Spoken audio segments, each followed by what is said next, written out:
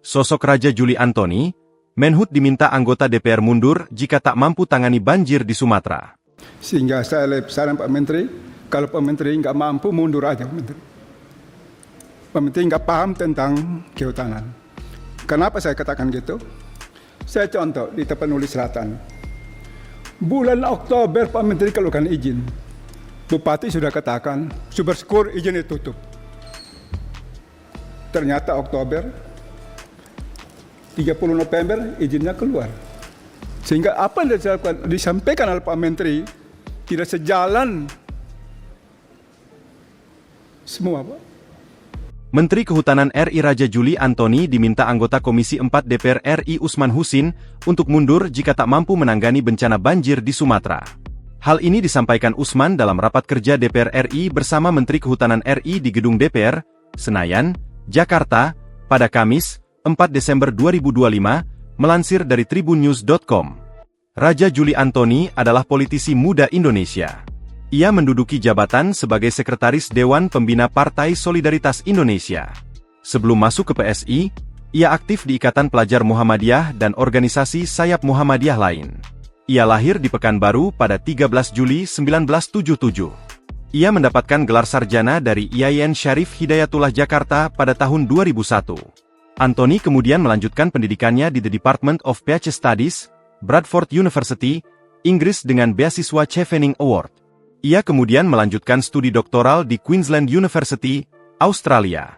Ia menjabat sebagai Ketua Umum Pimpinan Pusat Ikatan Pelajar Muhammadiyah, PPIPM, periode 2000 hingga 2002. Ia juga merupakan salah satu pendiri Ma'arif Institute.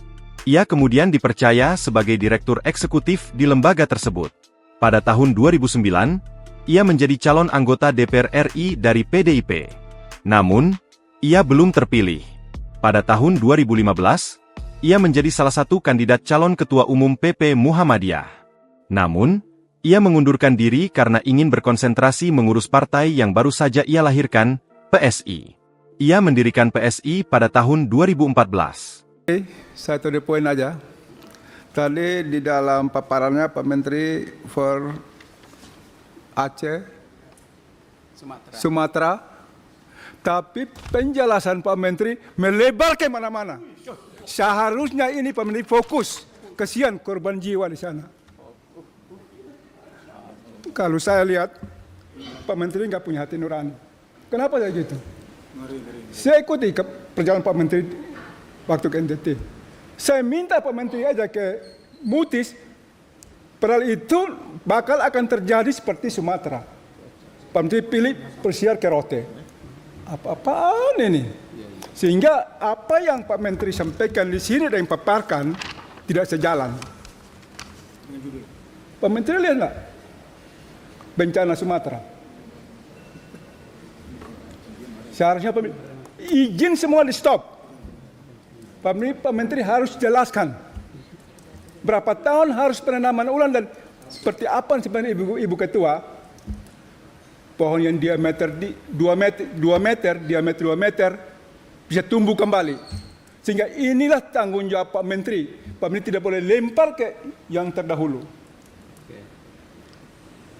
Kalau Pak Menteri punya hati nurani, apa yang disampaikan Pak Wakil Ketua Pak Marjoan yang tadi Pak Menteri katakan melalui ayat hadis, akhirnya terjadi. Sehingga mohon izin teman-teman Komisi 4, saya keras, karena saya paling hatinya kasih. Luar biasa.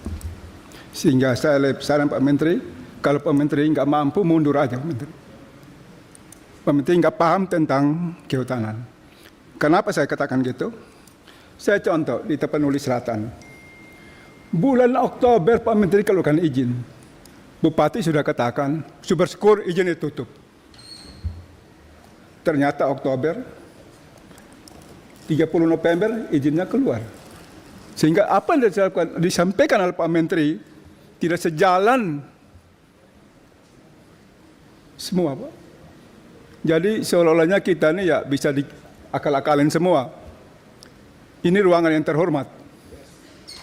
Saya minta Pak Menteri, sekali lagi, tolong fokus 3 provinsi ini. Kapan bisa tanam kembali pohon untuk bisa hidup yang gundul itu? Mungkin itu yang dapat sampaikan. Wassalamualaikum warahmatullahi wabarakatuh. Terima kasih. Selanjutnya Pak Sturman Panjaitan yang saat Ciptaker lolos belum jadi pimpinan balik. Silakan Pak. Terima kasih pimpinan yang luar biasa. Teman-teman dari Komisi 4 yang berbahagia, Pak Menteri dan jajaran yang bersukacita. Saya ingin, ya sukacita dong, karena bisa hidup hari ini bisa sukacita Pak. Mengucap syukur dalam segala hal. Saya ingin meluruskan apa yang dikatakan Pak Daruri dengan Pak Usman tadi. Judulnya kita kan, undangan ini Pak Menteri, undangan hari ini adalah terkait dengan banjir dan longsor di 3 provinsi, Aceh, Sumatera Utara, dan Sumatera Selatan. Saya belum melihat, Bapak memaparkan apa penyebab banjir yang sekarang terjadi. Penyebabnya apa? Bapak tidak mengatakan ada penyebabnya, mulai dari Bapak katakan curah hujan, kemudian permasalahan iklim, dan seterusnya. Tapi apa yang Bapak simpulkan penyebab banjir di 3 provinsi itu? Sehingga layaklah judulnya kata Pak Usman tadi, untuk apa tadi, Frepo 3 Province. Itu Pak sampaikan, tapi belum jelas itu Pak. Yang kedua, setelah Bapak tahu masalahnya, tentulah Bapak tahu cara untuk mengatasinya agar tidak terulang lagi the next time. Ini kan tadi nggak ada ceritanya itu. Malah Bapak bicara tentang anggaran lagi di belakang-belakangnya. Kita nggak bicara anggaran hari ini Pak. Undangannya terkait dengan banjir dan longsor di 3 provinsi. Nah kalau demikian Pak, tolong Bapak jelaskan kepada kami. Tadi ada tuh misalnya Bang tolong yang apa? Yang gundul itu di atas itu. Yang saya kasihkan tadi. Nah, ini Pak yang di atas ini. Kemudian berikutnya ini di Kecamatan Batang Toru ini. Nah, ini di atas ini putih itu Pak sudah dihancurkan semua Pak. Dan itu yang titik merah itu Kecamatan Batang Toru yang kemarin porak-poranda. Nah, ini yang kita ingin dengarkan dari Bapak. Bukan bicara Bapak belum mengeluarkan satupun tentang izin penggunaan hutan, bukan itu poinnya Pak. Bahwa itu peristiwa yang lalu, masalah kementerian yang lalu, itu bukan itu poinnya. Bagaimana Bapak melihat ini, kemudian DAS itu sudah cukupkah untuk bisa mengatasi kebanjir? Sudah cukupkah bisa mengatasi ini? Kalau Bapak nggak cerita sama sekali. Sehingga cara, pola, solusi terbaik untuk mengatasi ini Bapak beberkan kepada kita. Sehingga kami di Komisi 4 mendukung. Jadi runtutannya begitu Pak, karena tujuan kita sore ini adalah mengatasi banjir dan longsor. Download Tribun X sekarang, menghadirkan lokal menjadi Indonesia.